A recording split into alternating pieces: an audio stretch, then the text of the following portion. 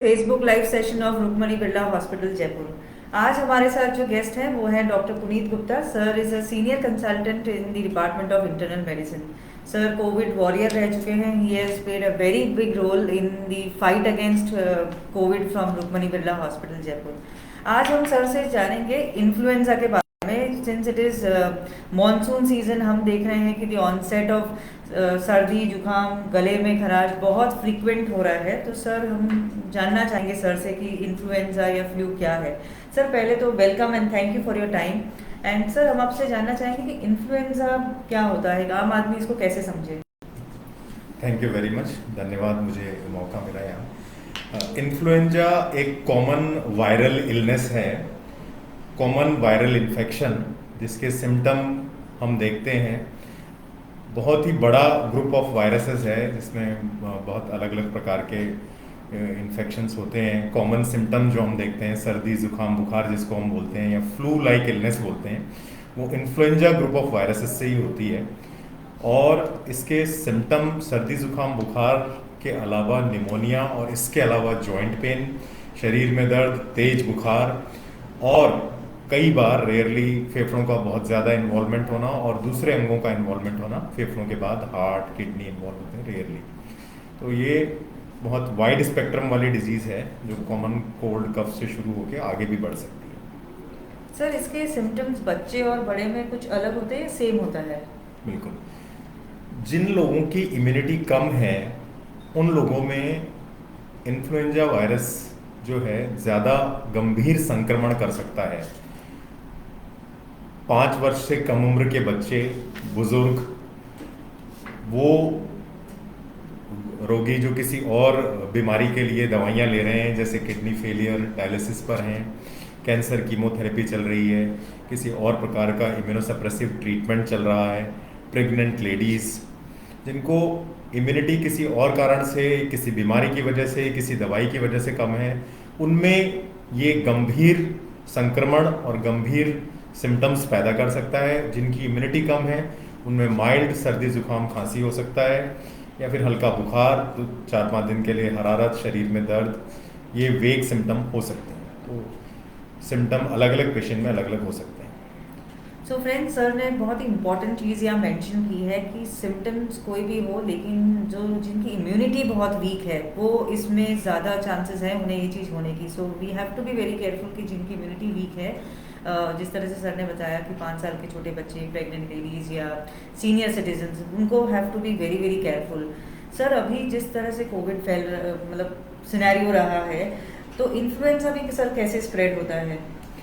Influenza और respiratory illness करने वाले ज़्यादातर वायरस जो हैं वो रेस्पिरेटरी सिक्रीशंस या हम जिनको बोलें ड्रॉपलेट्स, एरोसोल्स, फोमाइट्स, इनके थ्रू स्प्रेड होते हैं। जब हम कफ करते हैं या छींकते हैं तो रेस्पिरेटरी सिक्रीशंस काफ़ी एयर के पार्टिकल के साथ मिलकर एरोसोल बना के स्प्रेड हो जाते हैं। जो हमारे से क्लोज डिस्टेंस में है वहाँ पे एरोसोल्स की ज़्यादा मात्रा पहुँचती है। इसके अलावा कफ करके हमने अपने हाथ से छुआ और अपने हाथ को किसी सरफेस पे टच किया, उस सरफेस से भी स्प्रेड हो सकता है। तो कॉमन स्प्रेड जो है इसका बहुत आसान है और स्प्रेड को रोकने के लिए जो हमने कोविड के टाइम पे प्रिकॉशन रखी हैं वो एक बहुत अच्छा मैसेज है, बहुत अच्छा वे है इन्फ्लुएंजा वायरस के स्प्रेड को रोकने का। कफ एटिकेट्स जो हम कॉमन बोलते हैं कि जब भी कभी खांसें या छींकें तो अपने चेहरे को, नाक को, मुंह को अच्छे से ढक लें। अगर अपन ने अब ऐसा लग रहा है कि अपने रेस्पिरेटरी सिक्रीशंस हाथ में या किसी सरफेस पे हैं तो उसको क्लीन कर लें, साबुन से हाथ धो लें। अगर आप आसपास वॉश बेसिन, साबुन अवेलेबल है, नहीं तो आजकल सैनिटाइज़र नैपकिन्स अवेलेबल हैं, उनसे प्रॉपर सैनिटाइज कर लें। सरफेस कोई आपको ऐसा लग रहा है इन्फेक्ट हुई है उसे भी सैनिटाइज कर दें, तो इसके स्प्रेड को काफ़ी हद तक हम कम कर सकते हैं। सो फ्रेंड्स, सर ने कहा कि हम इसे स्प्रेड कर सकते हैं। जो हमारी ऑलरेडी आदत पड़ चुकी है कोविड की प्रिवेंशन में कि हमें मास्क और हैंड हाइजीन को मेंटेन करना चाहिए to spread about this influenza infection. Sir अगर कोई एक बार डायग्नोस हो जाता है इन्फ्लुएंजा के लिए, तब उसे क्या करना चाहिए?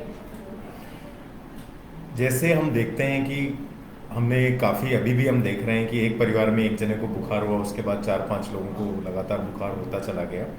तो अगर हम फर्स्ट जो हमारी फैमिली में केस है उसको जैसे हम कोविड में आइसोलेट कर देते हैं, इन्फ्लुएंजा में भी कुछ पीरियड के लिए से फॉर 3 4 5 डेज, क्योंकि इसका जो इंक्यूबेशन पीरियड है और जो कम्युनिकेबिलिटेशन का पीरियड है कोविड जितना नहीं है। यूजुअली एक बार इन्फेक्ट होने के बाद 2 to 5 डेज के लिए ही पेशेंट कम्युनिकेबल रहता है।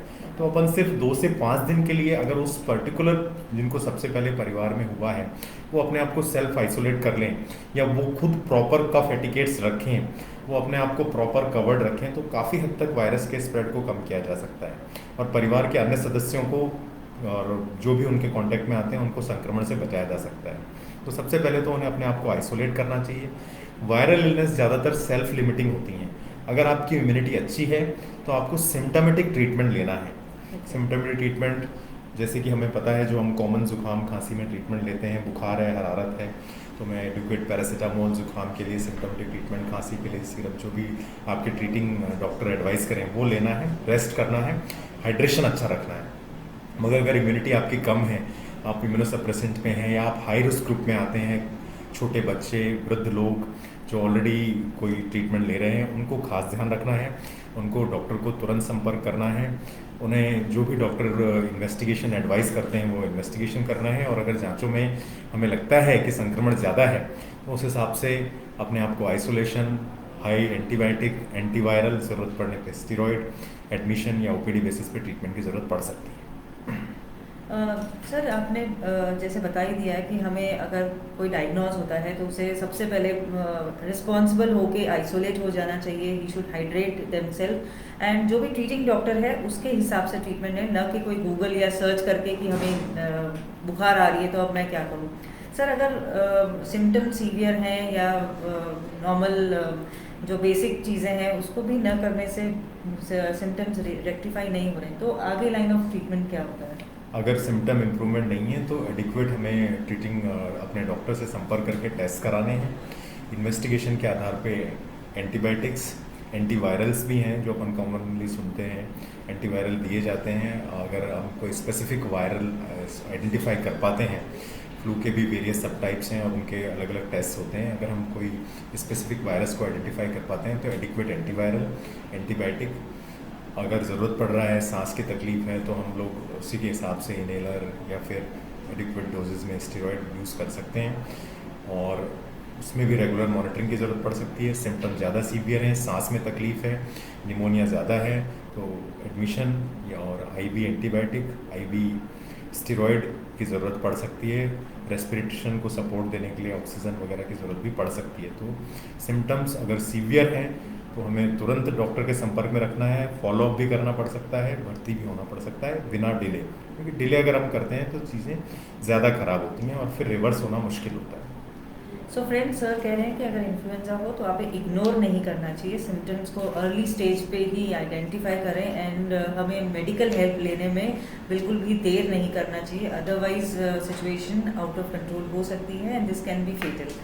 सर थोड़ी देर पहले आपने हमसे कहा कि इसमें हाई रिस्क कौन है, तो ज़्यादातर इन्फ्लुएंजा के पेशेंट्स आप अभी जो देख रहे हैं वो कौन आ रहे हैं, हायर रिस्क पे कौन कौन है? ज़्यादातर यंग एडल्ट जिनकी इम्यूनिटी अच्छी है उनको प्रॉब्लम नहीं होती है और वो 2-3 दिन में रिकवर हो जाते हैं। 2-3 दिन थोड़ा थकावट, बुखार, जुकाम, खांसी रहता है, पर जैसा मैंने आपको बताया कि जो पेशेंट ऑलरेडी किसी क्रोनिक डिजीज़ के लिए ट्रीटमेंट ले रहे हैं, अस्थमा के मरीज़, सीओपीडी के मरीज़ जिनको सांस के लिए ऑलरेडी इनहेलर वगैरह लेना पड़ता है, जो ऑलरेडी इम्यूनोसप्रेसेंट्स में हैं, कोई ऑर्गन ट्रांसप्लांट रेसिपिएंट हैं, डायलिसिस पर हैं, कैंसर कीमोथेरेपी पर हैं, सीनियर सिटीजन्स हैं, वो हमेशा हाई रिस्क पे हैं और उनको बहुत ज़्यादा सावधानी इस समय रखने की ज़रूरत है। उनको प्रॉपर कहीं भी अगर उन्हें ज़रूरत हो तो ही बाहर जाएं और अगर जाएं भी तो proper mask, distancing, hand hygiene, ये सब उन्हें बहुत स्ट्रिक्टली फॉलो करना है। अगर हम स्ट्रिक्टली अपने प्रोटोकॉल्स को अडहेर करेंगे तो I think we can fight with this influenza.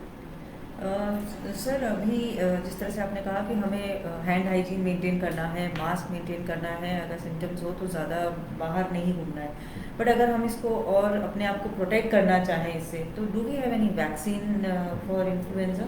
या अपने को जो इन्फ्लुएंजा वायरस है उसके लिए एनुअल साल में एक बार वैक्सीन लगती है और यूजुअली जो ये वायरस है ये बहुत तेज़ी से अपना रूप बदलता है। Okay. इसमें वायरस में कुछ एंटीजेनिक शिफ्ट और ड्रिफ्ट हम लोग बोलते हैं, बहुत तेज़ी से वेरिएशंस होते हैं, इसलिए इनका वैक्सीनेशन जो है एनुअली होता है, जो अपन फ्लू वैक्सीन बोलते हैं। साल में एक बार एटलीस्ट हाई रिस्क जो हैं उनको तो 100% एनुअली अपना फ्लू वैक्सीन लगवाना चाहिए। और अगर पॉसिबल हो तो जो भी यंग एडल्ट्स हैं जो कि बाहर जा रहे हैं, अपना कामकाज कर रहे हैं, वो भी साल में एक बार नियमित रूप से एक फिक्स टाइम पे जो ये सीज़न होता है उसके आसपास ही फ्लू वैक्सीन्स अपना, हर साल अलग अलग वैक्सीन आती है एनुअली। ये वैक्सीन अपने आप को वैक्सीन डेवलप करना पड़ता है क्योंकि हर साल ये वायरस नए नए रूपों में आता है, इसलिए इसकी वैक्सीन भी अपडेट होती रहती है। तो एनुअली वैक्सीन लगवाना चाहिए, साल में एक बार वैक्सीन लगती है। अस्थमा, COPD के मरीज, जो सीनियर सिटीजन्स हैं, और जैसे मैंने बताया जो भी हाई रिस्क ग्रुप हैं, फ्लू वैक्सीन के अलावा भी निमोनिया प्रिवेंशन के लिए जो बैक्टीरियल निमोनिया है, जो हम बोलते हैं कम्युनिटी एक्वायर्ड निमोनिया, उसके लिए उसमें निमोकोकल वैक्सीन लगती हैं जो अपने एडल्ट्स को रेगुलरली प्रेस्क्राइब की जाती हैं। निमोकोकल वैक्सीन्स 2 वैक्सीन्स लगती हैं थोड़ा अंतराल पे, 6 to 8 वीक्स के अंतराल पे, वो ज़रूर लगवानी है। ये लाइफ में एक बार, या फिर अगर इलनेस है तो 5 साल में हम रिपीट कर सकते हैं। बाकी फ्लू वैक्सीन जो है वो एनुअली लगती है और इसे ज़रूर लगा लेना चाहिए।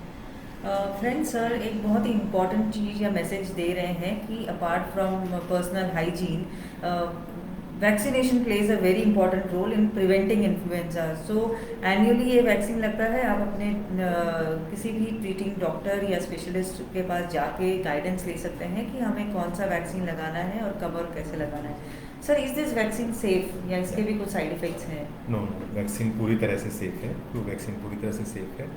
और फ्लू जो है वैसे देखा जाए तो बहुत 2008-9 में जो लास्ट पैंडेमिक हुआ था वो बहुत सीवियर था, इंडिया में भी था, पूरे वर्ल्ड में था।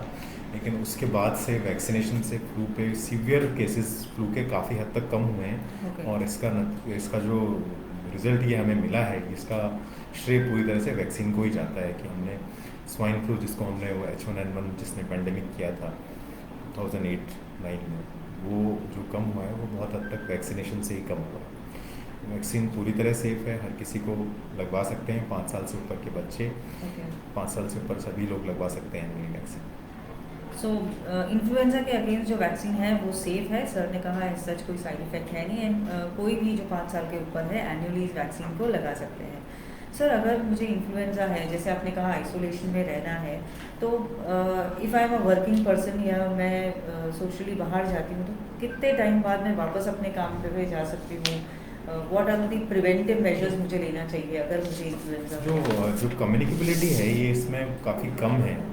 जो अपन वायरस शेड करते हैं केवल 2 to 5 डेज़ है इन्फेक्शन होने के बाद। इंक्यूबेशन पीरियड भी जो फ्लू है ज़्यादातर उनका शॉर्ट होता है, मतलब आप किसी के कांटेक्ट में आए तो ज़्यादातर 18 से 72 घंटे में आपको लक्षण आने लगते हैं, और 2 से 5 दिन ही जो है इसका कम्युनिकेबिलिटी है।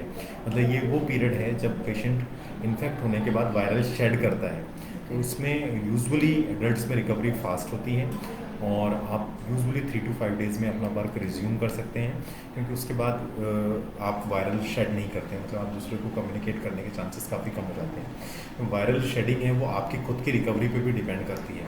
2 to 5 डेज़ है, मगर आपको लग रहा है कि 5 दिन में भी मेरे सिम्टम पूरी तरह से ठीक नहीं है, तो आप अपना आइसोलेशन 1-2 दिन और प्रोलॉन्ग कर सकते हैं। और आपको लग रहा है तीसरे चौथे दिन आई एम ओके, मेरे को कोई खांसी जुकाम नहीं है, तो आप अपना वर्क रिज्यूम कर सकते हैं। सो फ्रेंड्स, अगर सिम्टम्स आपको परसिस्ट नहीं कर रहे हैं आफ्टर द ट्रीटमेंट, आप आराम से अपने काम में जा सकते हैं, प्रोवाइडेड आप अपना मास्क और हैंड हाइजीन डेफिनेटली मेंटेन करें। फ्रेंड्स, हमें सर ने बहुत ही सिंपल लैंग्वेज में और बहुत इजी तरह से बताया है कि इन्फ्लुएंजा होता क्या है, वो किस तरह से स्प्रेड होता है, उसका ट्रीटमेंट क्या है और हम उसे कैसे प्रिवेंट कर सकते हैं। Sir, before we end this session, हम आपसे रिक्वेस्ट करेंगे कि एक मैसेज हमारी ऑडियंस को आप दें अगेंस्ट इन्फ्लुएंजा या जो मॉनसून रिलेटेड डिजीज़ हो रही है, उस पर वो क्या करना चाहिए है? बिल्कुल, हमने डेफिनेटली हर किसी ने हम में से बहुत कठिन समय देखा है, फर्स्ट वेव और सेकेंड वेव कोविड वायरस के संक्रमण के दौरान, और हमने सब ने, पूरी दुनिया ने, आई थिंक पूरी दुनिया में 600-700 करोड़ लोग हैं और एक भी सिंगल पर्सन ऐसा नहीं है जिसने इस वायरस को अफेक्ट नहीं किया हो, हर कोई इफेक्ट हुआ है। बट आई थिंक हमें जो मैसेज मिला है, this is very loud and clear and we need to follow it. हमें कुछ चीज़ें ये सिखा गया है, मैं देख रहा हूँ कि लोगों में अब अवेयरनेस आई है बच्चे, छोटे छोटे बच्चे मास्क लगा रहे हैं, अच्छे सैनिटाइज़र मांग रहे हैं, तो दैट इज़ आई थिंक एक अच्छी चीज़ है जो हमारी जनरेशन में अब डेवलप हुई है. We need to follow it very religiously. अभी Right. खतरा टला नहीं है, और हम सब मिल के अगर ईमानदारी से काम करेंगे तो हम शायद आगे आने वाले इस तरह के खतरों से अपने आप को बचा सकते हैं, लड़ सकते हैं, कई लोगों को बचा सकते हैं. तो हमें भूलना नहीं है. सिंपल सी बात है, अपना मास्क प्रॉपर तरीके से लगाएं. ये एक बहुत प्रॉपर एरर है. हम मास्क तो लगा रहे हैं, पर मास्क जो है अपना नाक और कान और नाक और मुंह प्रॉपर तरीके से कवर्ड होना चाहिए, जिससे कोई भी सिक्रीशंस आए तो वो मास्क में से बाहर नहीं जा पाएँ. तो अगर सामने वाला पॉजिटिव भी है या आप भी अगर कैरी कर रहे हैं तो आप कम्युनिकेट नहीं करें. Mask proper, distancing, hand hygiene, simple सी बात है. ये हमें स्ट्रिक्टली रिलीजियसली फॉलो करनी है. अभी भी खतरा टला नहीं है. थर्ड वेव हम अभी एज्यूम कर रहे हैं, बीच बीच में थोड़े थोड़े केस बढ़ते हैं. और वैक्सीनेशन पे बहुत स्ट्रिक्टली अडेयर होना है. वैक्सीनेशन का कोई साइड इफ़ेक्ट नहीं है.